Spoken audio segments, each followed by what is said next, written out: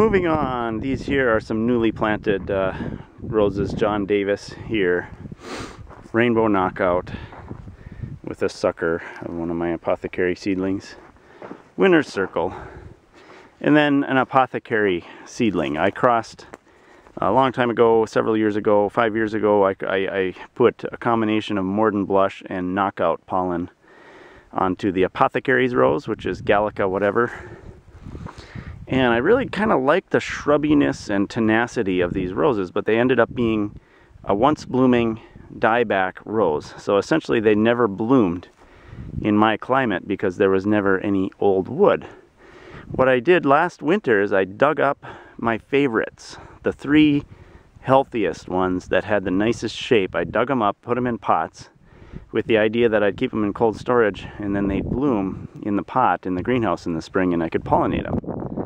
But what happened was that something went wrong in the cold storage process and they didn't bloom.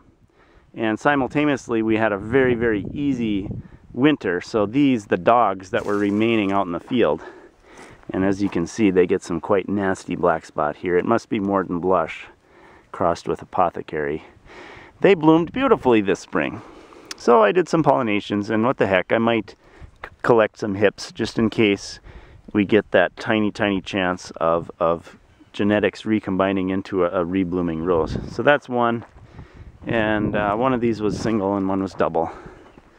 This is another. But it's just really horrendous, this spot, whatever is occurring on there. This guy here, I call it bicolor William Baffin. And just because it's a light yellow / pink and it's very hardy and tenacious but gets some horrible black spot. And I used it a lot last year just for the fun of it, trying to get a hardy reblooming yellow. I have every reason to believe from the characteristics that this might be Morden Sunrise crossed with William Baffin. I don't know. But all of its progeny, I guess I can show you in a little bit, are lanky, mostly non-blooming or non-repeating when crossed with High Voltage and Carefree Sunshine. So anyways, this is not a big winner, but I used it some this year.